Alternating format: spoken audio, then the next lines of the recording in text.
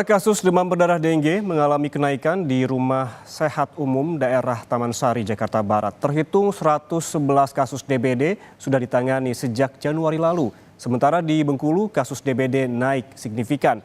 Tercatat ada 249 pasien dirawat sejak Maret hingga April ini. Kasus demam berdarah di Rumah Sakit Umum Daerah Taman Sari, Jakarta Barat terus mengalami peningkatan. Sebanyak 40 kasus lebih pasien sudah ditangani oleh RSUD Taman Sari pada periode puncak kasus DBD di bulan Maret hingga April ini. Sementara itu, terhitung sejak awal bulan Januari hingga saat ini, sudah sebanyak 111 pasien DBD yang ditangani oleh RSUD Taman Sari, di mana 70% pasien diantaranya merupakan anak-anak. Peningkatan kasus DBD ini dinilai terjadi akibat peningkatan suhu selama kemarau panjang atau El Nino yang terjadi bulan Juli hingga November 2023 silam di Indonesia. Sedangkan bulan Desember hingga saat ini curah hujan sudah rutin terjadi, hingga menyebabkan meningkatnya kembang biak nyamuk akibat peningkatan kelembapan udara di sejumlah wilayah. Di RSUD Taman Sari kami sejak 1 Desember itu kami merawat hanya 1 kasus ya.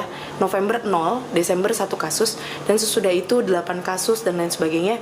Sampai puncaknya memang Februari ke Maret itu cukup tinggi, dan di bulan Maret itu ada sekitar 40 kasus ya. Jadi total kami sudah merawat sekitar 110-an kasus ya, yang dirawat sejak 1 Desember, dan kami melihat polanya kemungkinan akan memuncak memang di April ini, tetapi tidak 2 kali lipat dari bulan Maret. Nah, ini suatu pertanda baik yang artinya nanti kemungkinan di Mei akan kembali menurun seperti itu.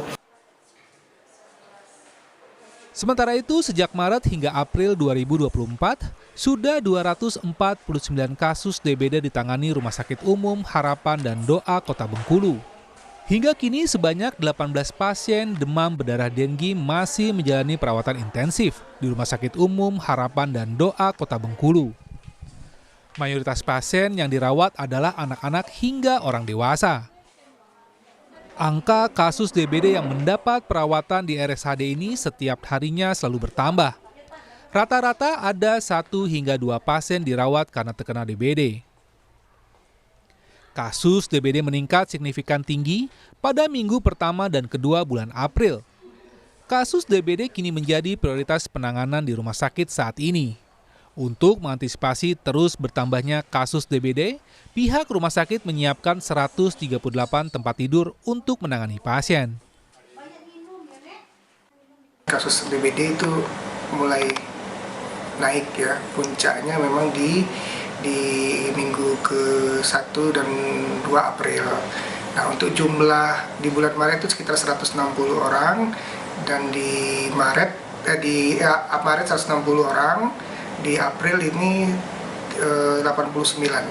Hari ini ada 18 orang yang masih kita rawat.